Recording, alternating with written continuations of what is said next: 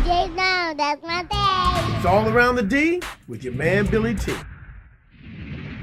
What up, though? It's your man Billy T, all around the D, and our guest today is Detroit historian Mr. Ken Coleman. Welcome to the show, Ken. Thank you, sir. All Thank you right. for having me, brother. Now, Ken, you actually started on radio. That's why we're in the radio here. Yeah. And where did you start in radio? So this kid, this know-it-all kid in 1991.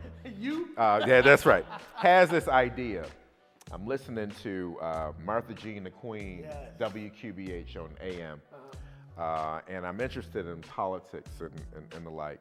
So I call her morning radio show. A cat, Lonnie Peak, is hosting the show. So I call him after the show, Billy, and says, well, you know, I'm at Wayne State. And I said, well, you know, I'm a Wayne State student, and I think I like broadcasting.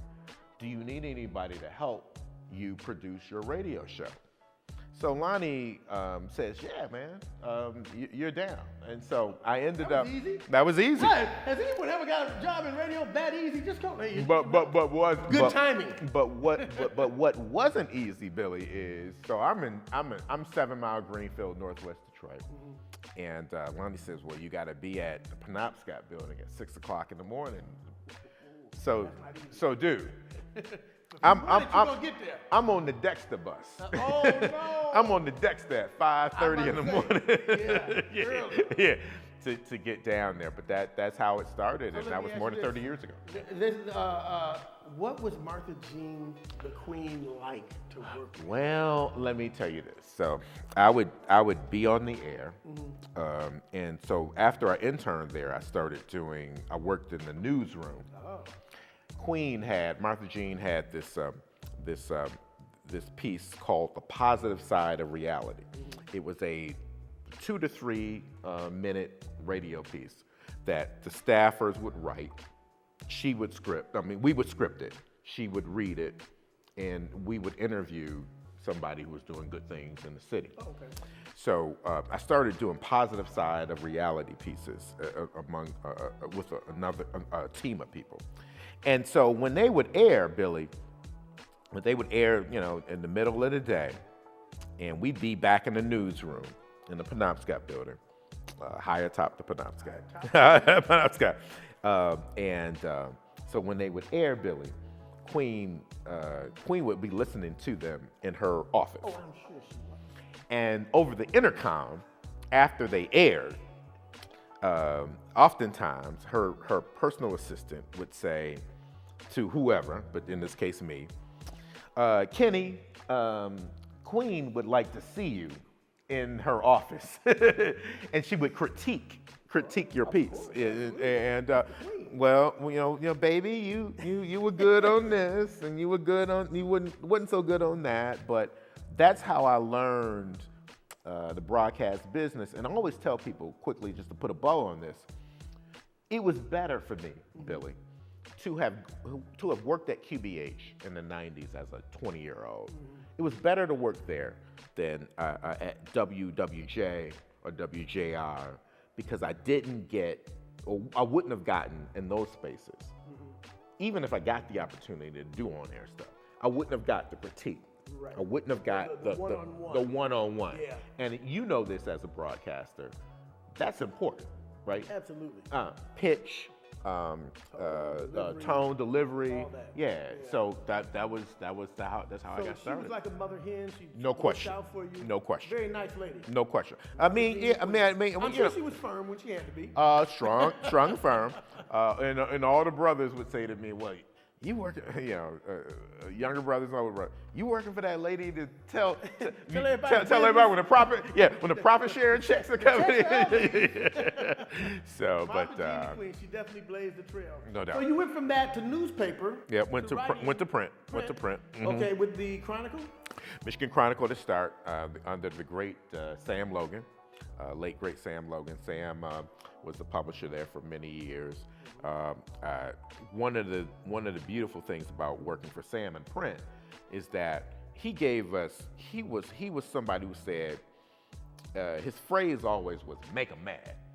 make the reader. I mean, write something that gets a response from the readers. That elicits a response from the readers. Make 'em mad. And yeah, and that was his. That was his. True Dertoit or something. It was the whole thing. Well, I mean, More so now than ever. well, in 1994, when he endorsed John Engler for governor, that made him mad.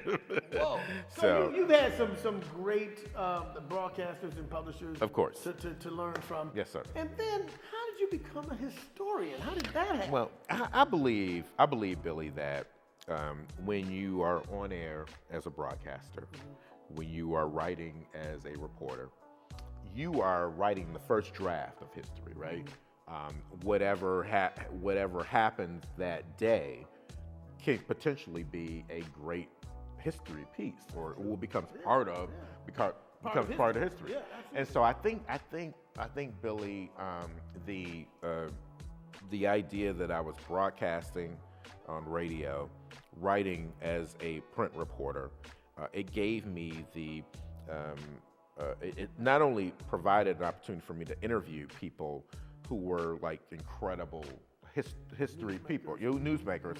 It sort of created that thrust in me to write history, and so that's what I tell people all the time. I mean, when I get up in the morning at 4 or 5 o'clock in the morning, and I'm on Facebook and I'm on Twitter and posting on this day X, Y, and Z, some of that stuff, Billy, is the stuff that I reported on 25 and 30 years ago. Which brings me to the first book I got from you, which was On This Day in Detroit History. Sure. Wow, man, that's an incredible book. Yeah. Actually, my mother read it, I think, from beginning to end. I just go to what day it is. Yeah. She said, this is really good. Yeah.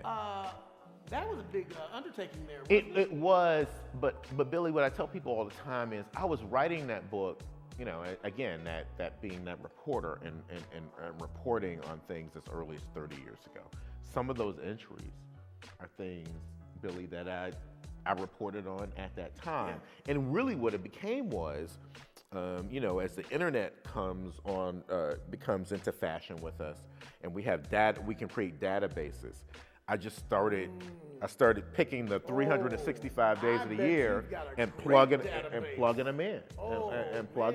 So it came together pretty. It came. It was organically and fluid. And so 11 years now, after I first published On This Day, African American Life in Detroit, I'm going through the process now of updating it.